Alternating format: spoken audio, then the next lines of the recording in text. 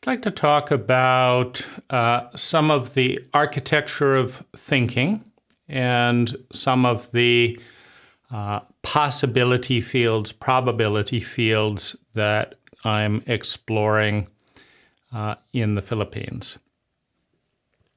So number one, I just want to share the paradigm of probable futures or possible optimal futures. And this is an exercise where every day or once a week, we spend time thinking about what's the best possible future that is possible, meaning it can't be an impossible future.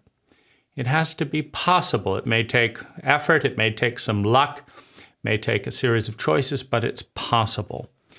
Now, having done this exercise daily for a number of months, there's a little bit of a dream that has, started to coalesce, meaning of all the different possible futures that I've explored and created. This is one of my favorites.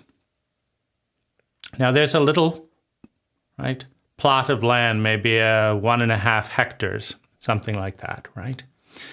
And perhaps it's in Bohol. I really enjoy Panglao Island and the neighboring larger island when I've been in Philippines, right?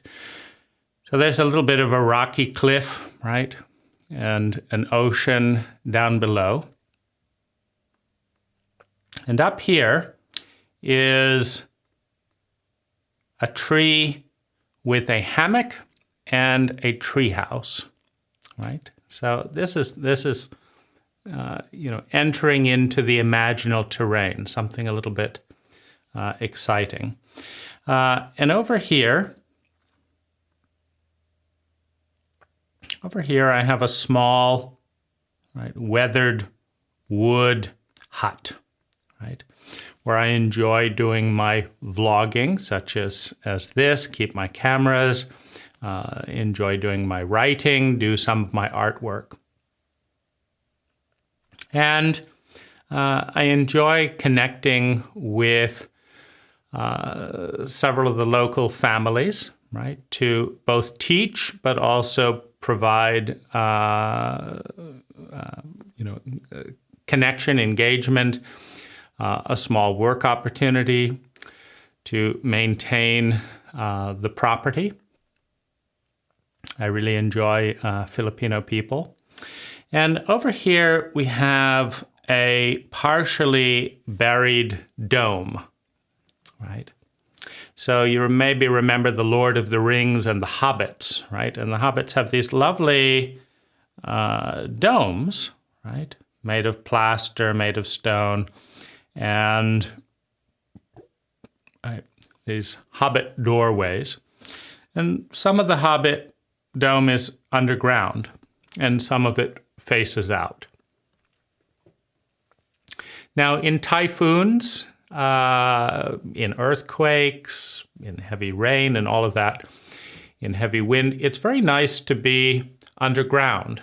It's nice to be in something that cannot blow over, cannot fall down, is not, when you have the wind dropping leaves and things, it's very noisy. Rain falls on a tin roof, so it's very nice when you have a concrete roof, semi-buried.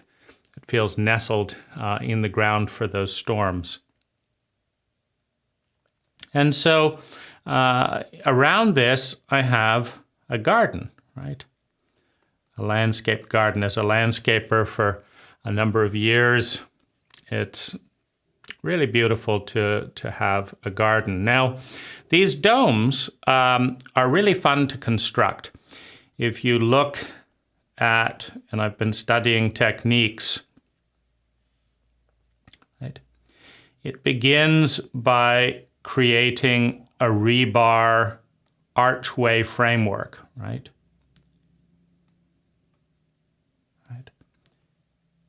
Begins by creating a rebar archway framework, right, and reinforcing it in the sides. Then a mesh is added with stainless steel zip ties. And then a synthetically reinforced concrete is mixed up as a plaster to seal in the mesh after electrical things have been placed in and any plumbing. And windows are attached and a door is attached. And now you have a beautiful dome. And it's made layer by layer, about 2.5 inches thick of fiber reinforced cement with an additive that makes it stronger in a white concrete. So it looks like plaster. And this is fireproof, earthquake-proof, wind-proof, and when rain or things fall on the roof, it makes no sound. It's very soundproof as well. It's also an incredibly beautiful area. And then in the floor is poured stamped concrete and some built-in shelving, circular shelving. This is so fun, having it partially come out of the ground, right? And so it's like a hobbit hole. Now, it's actually not the easiest thing in the Philippines to have a really exquisite hotel experience. It's often quite expensive relative to Thailand, for example, where things are much cheaper and there's more variety in many ways. And so this is both a good storm oasis, but it's also a wonderful place for a micro hotel, but not a hotel where you just come and sleep, but a hotel that is an artistic experience, right? The architecture is art. The art in the architecture, the painting on the ceiling, right, is art, right? Every meal is uniquely prepared from the garden. So you have food as art. You have the arrival experience as art, right? When you curate an experience as art, it's incredibly fun. It's incredibly fun. And it provides a space for artistic creativity for the artists that are constructing the space. And it provides a once-in-a-lifetime experience for a guest who is then invited to do art, to paint, to work with clay, to work with wood during their stay, to work with words, right? And so this I would call an artist enclave because it creates a space for artistry for people involved, myself and the other artists who would like to join me. It creates a template within which to weave art, right? Sound art, visual art, sensory, delicious food art, right? It creates a space to weave art. Right, so these can, it can start out as one, there can be another one, there can be another one. Then there's the art studio, right? So these are fun artistic expressions in architecture and in landscape. So that's the beginning of one of the futures that excites me, right? I love cooking. I love architecture. I love garden design. I like water, right? To have a pool, right? Or a circulating fountain. I love garden space. I love edible food, right? So this is an exciting dream to begin. I love swimming. I enjoy reading in the hammock. I love doing my vlog and talking with people around the world, right? So this connects with a road at some point. We have independent solar power and backup battery because the Philippines has a quite unreliable public power source. And also, so it saves money, it's good for the environment, but it gives stability and backup. So that's the beginning of a dream. Now, so that's one probability, right? But there's another one that particularly interests me, which is about performing, right? Doing dance and creating fusions, right? Creating fusions with movement, sound, words, right? Color, right? How to create different compositions, right? That tell stories, that engage both the performer, the creator, and the audience, right? This is something that I'm very excited to explore within myself. A place to explore tapestry, fabric, right? But the fabric of sound, the fabric of silk, the fabric of color, the fabric of lighting. Right? This is an incredibly exciting kind of intersection of life and art, right? To create art as a lifestyle, right? As a paradigm, life as art. The artistry of culture, right? American culture, individual culture, Philippine culture, individual culture, right? Imagination that transcends and blurs the lines of culture. It's an incredibly beautiful intersection of life, right? So this is something that is undefined, but it's a direction, it's an inspiration. Nothing excites me more than this intersection of movement and sound.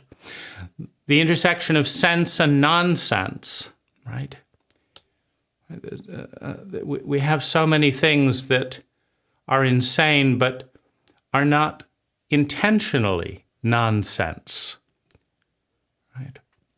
So exploring that, sense and nonsense, meaning and meaningless, right? Transcending meaning in a little bit of the way of poetry. So this space, right? Coming at this space from all of these different points, meeting in the middle, right? Dance, words, drumming, sound, fabric, light, right?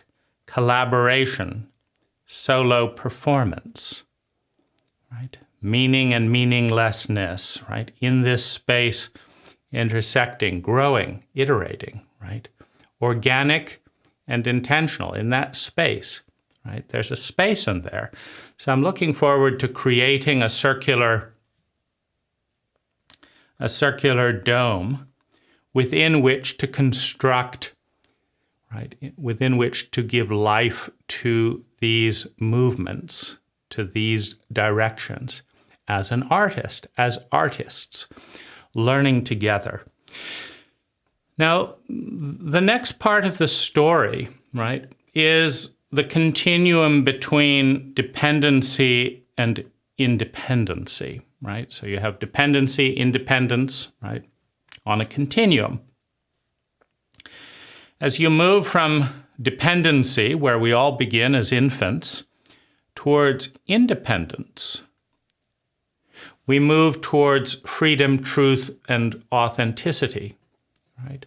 So how do we become independent? Well, we must be able to create an identity, a pattern of thinking, feeling, speaking, doing, and being that we can sustain long enough to find other collaborators rather than being defined by our limitations, right? We begin by being defined by our parents.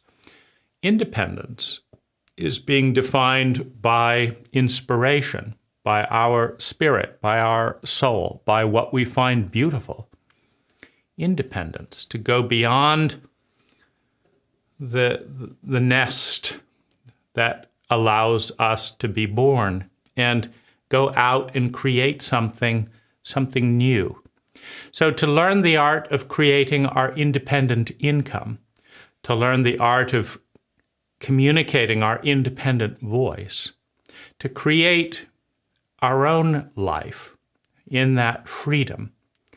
And towards this end, it's important that everyone who participates grows their skills, their abilities to the point where they can exist outside of the group, right?